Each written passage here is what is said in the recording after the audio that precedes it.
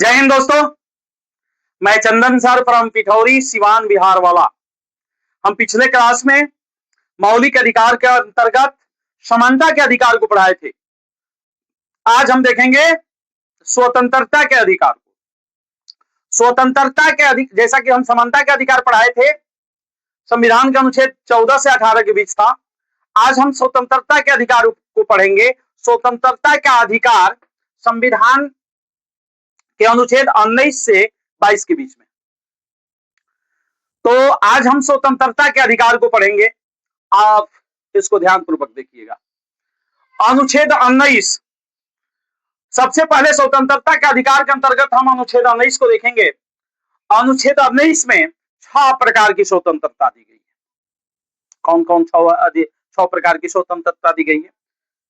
सबसे पहले देश के अंदर कहीं भी आने जाने की आजादी। आप अपने देश के अंदर कहीं भी आ जा सकते हैं। ये आजादी, ये स्वतंत्रता अनुच्छेद 19 में है। अनुच्छेद 19 में है कि आप देश के अंदर कहीं भी घूम सकते हैं, आ जा सकते हैं, स्वतंत्र रूप से विचलन कर सकते हैं, आ जा सकते हैं। ये आजादी दी गई है। तो जब आप देश के अंदर कहीं भी आ जा सकते हैं, घूम सकते हैं, तो घूमने के बाद हो सकता है कि घूमते घूमते कहीं कोई स्थान, कोई जगह पसंद आ जाए। क्योंकि अनुच्छेद 19 में पहला स्वतंत्रता का अधिकार कौन सा है? 6 स्वतंत्रता का अधिकार है, जिसमें पहला है देश के अंदर कहीं भी घूम सकते हैं, कहीं भी आ जा सकते हैं। तो देश के अंदर घूमते हैं, देश के अंदर आते जाते हैं, तो आते जाते समय, घूमते समय ऐसा भी हो सकता है कि कोई स्थान पसंद आ जाए, कोई जगह पसंद आ जाए, कोई गांव पसंद आ जाए, कोई शहर पसंद आ जाए, तो आप वहां बस सकते हैं। तो स्वतंत्रता का दूसरा अधिकार है कि देश के अंदर कहीं भी जाकर बस सकते हैं। पहला अधिकार है कि आप कहीं भी घूम सकते हैं। घूमते समय अगर देश में कोई जगह पसंद आ गया तो वहां जाकर आप बस सकते हैं। जब उन स्थानों पर जाकर बस गए आप, तो बसने के बाद क्या कीजिएगा? ये दूसरा अधिकार होगा कि देश के अंदर कहीं भी जाकर बस सकते हैं। तो बसने के बाद क्या कीजिएगा कि किसी से बोलिएगा ना जी, किसी से बात कीजिएगा। तो विचार अभिव्यक्ति की स्वतंत्रता है, माने बोलने की आजादी है। जब आप कहीं घूमिएगा, कहीं बस जाइएगा, तो उसके बाद से किसी से बोलिएगा नहीं, चुपचाप वहां बसे रहिएगा नहीं, किसी से बोलिएगा, बात कीजिएगा। तो बात करने की आजादी, बोलने की आजादी भी स्वतंत्रता के अधिकार के अंतर्गत शामिल है। इसी के अंतर्गत आपको मीडिया वाले भी आते हैं। विचार अभिव्यक्ति के अंतर्गत, विचार अभिव्यक्ति का मतलब बोलने की आजादी। जब बोलने की आपको आजादी मिल गई, तो आप बस कहीं घूम लिए, बस गए, उसके बाद बोल भी रहे हैं, बोलने की भी आजादी मिल गई। तो बोलने की आजादी के बाद आप जब बोलने लगिएगा, तो बिना हथियार के आप सम्मेलन भी कर सकते हैं। चौथी स्वतंत्रता है कि बिना हथियार के, बिना अस्त्र शस्त्र के शांतिपूर्ण ढंग से कहीं एक जगह सम्मेलन भी कर सकते हैं। जब बोल रहे हैं तो बोलने से ही तो सम्मेलन होगा। एक आदमी से, 2 आदमी से, 4 आदमी से बात करेंगे, मिलेंगे, जुटेंगे, एक साथ सम्मेलन करने लगेंगे। तो शांतिपूर्ण ढंग से, बिना हथियार से आप कहीं एक जगह पर आप सम्मेलन भी कर सकते हैं। जब आप सम्मेलन कर कीजिएगा, तो उस सम्मेलन में कुछ तो होगा। क्या होगा? सम्मेलन में ये होगा कि संघ बनाने की भी स्वतंत्रता मिल जाएगी। आप सम्मेलन कर लीजिएगा, उस सम्मेलन में बैठक कीजिएगा, बातें कीजिएगा, तो उसके बाद आप संघ बनाइएगा, कोई भी संघ बनाइएगा। संघ, बहुत सारा संघ देश में बना है। राजनीतिक दल, अनगिनत राजनीतिक दल है। राष्ट्रीय राजनीतिक दल, क्षेत्रीय राजनीतिक दल, बहुत सारा राजनीतिक दल है। तो राजनीतिक दल बना सकते हैं, एनजीओ बना हुआ है। तो आप जब बोलने लगिएगा तो सभा कीजिएगा, सभा कीजिएगा तो संगठन बनाइएगा। और जब संगठन बना लीजिएगा, आपको संगठन बनाने की, संघ बनाने की स्वतंत्रता, संगठन बनाने की स्वतंत्रता पांचवा है। तो केवल संगठन बना लेने से भोजन थोड़े ही मिलेगा। तो भोजन के लिए जरूरी है कि आप कोई व्यवसाय कर लीजिए। तो व्यवसाय करने की स्वतंत्रता, इसको याद करने के लिए हम सीरियल वाइज ट्रिक्स से बताएं कि सबसे पहले एक बार और देख लीजिए। सबसे पहले देश के अंदर कहीं भी आने जाने की स्वतंत्रता मिली है, कहीं भी घूमिए। जब आप घूमिएगा तो किसी कोई स्थान पसंद आ जाएगा तो वहां बस जाइएगा, जब वहां बस जाइएगा तो फिर आपको अपनी विचार रखने की आजादी मिलेगी। जब अपना विचार रखिएगा तो धीरे धीरे सम्मेलन कीजिएगा, जब सम्मेलन कीजिएगा तो फिर संघ बनाइएगा, यानी संगठन बनाइएगा, और जब संगठन बना लीजिएगा तो उसके बाद खाने के लिए कोई व्यवसाय भी कर लीजिएगा, व्यवसाय कर लीजिएगा। तो 6 प्रकार की स्वतंत्रता इसमें दी गई है। इसके अलावा शादी विवाह करने की भी स्वतंत्रता है, बस जाने के अलावा वो भी स्वतंत्रता है। तो इसको मोटा मोटी 6 स्वतंत्रता याद रखिएगा। अब हम बात करते हैं संविधान के अनुच्छेद 20, अपराध की दोष सिद्धि के विषय में अधिकार मिला हुआ है। अनुच्छेद 20 अपराध के संबंध में दोष सिद्धि का की स्वतंत्रता मिली है। मान लीजिए आप कोई अपराध किए हैं कि नहीं किए, उस परिस्थिति में आपको पुलिस अरेस्ट करती है तो आप अपने आप को निर्दोष साबित करने की आपको फुल गारंटी है, फुल आजादी है। यह अनुच्छेद 20 में है। अनुच्छेद 20 आपातकाल में भी नहीं छीना जा सकता है। अनुच्छेद 20 आपातकाल की स्थिति में भी नहीं छीना जा सकता है। आइए देखते हैं अनुच्छेद 21। अनुच्छेद 21 में प्राण एवं दैहिक स्वतंत्रता का अधिकार है, यानी विधि द्वारा स्थापित प्रक्रिया के सिवाय किसी भी व्यक्ति को प्राण या दैहिक हानि नहीं पहुंचाया जा सकता है।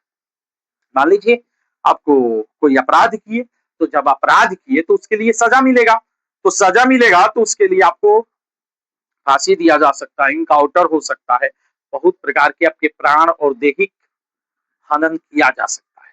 कब? जब आप अपराध किए हैं, विधि के अनुसार आप दोषी ठहरा दिए गए हैं, तब।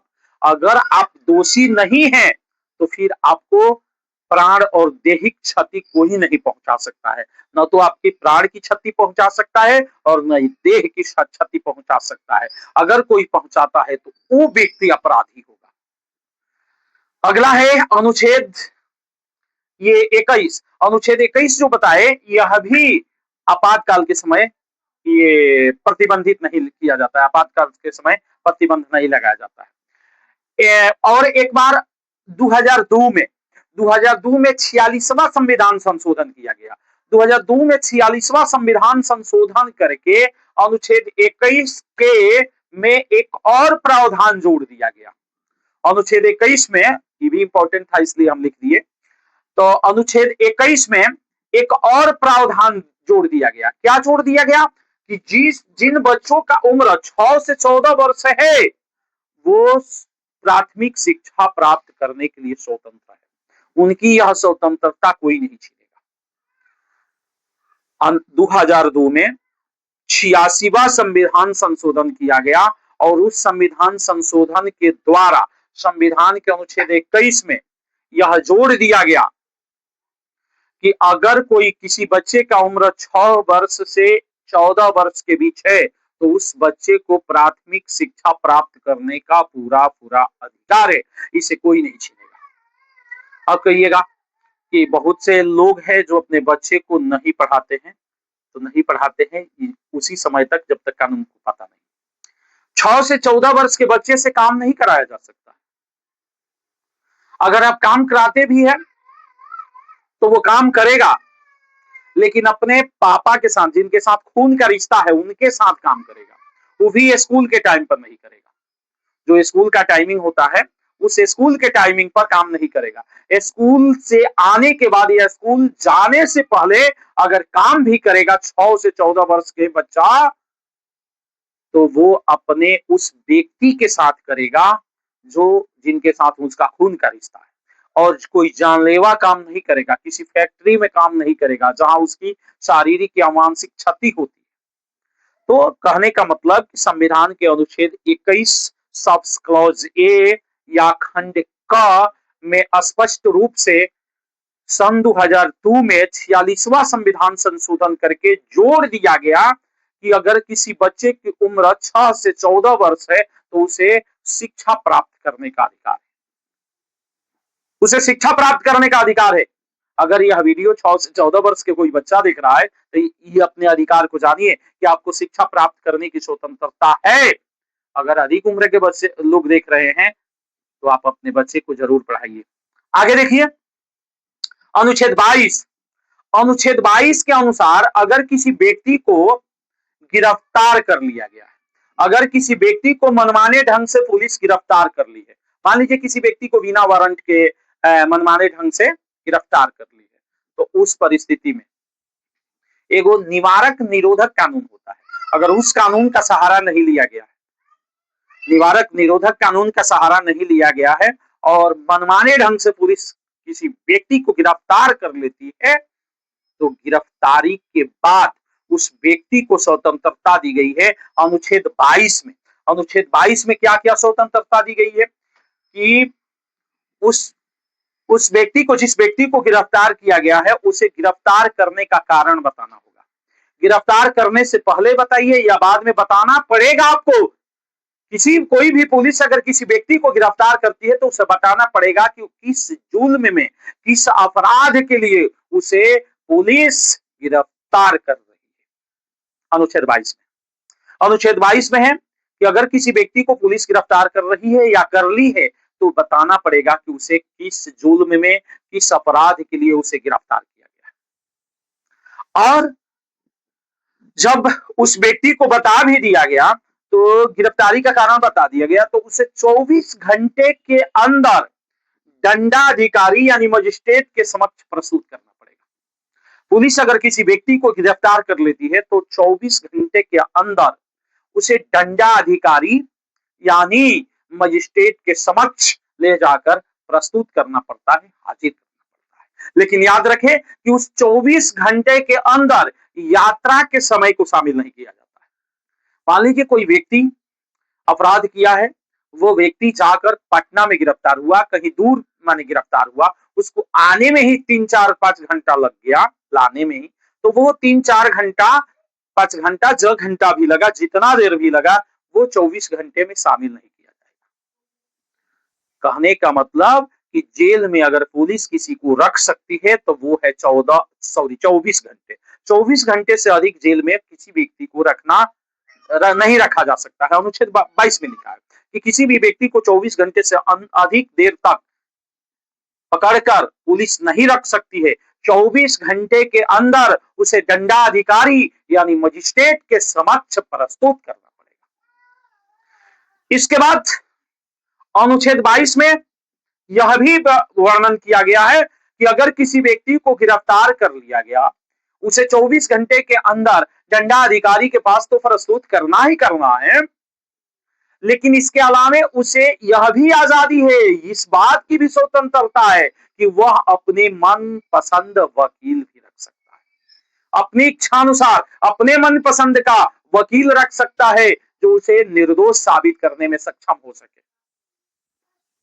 तो ये रही स्वतंत्रता की अधिकार।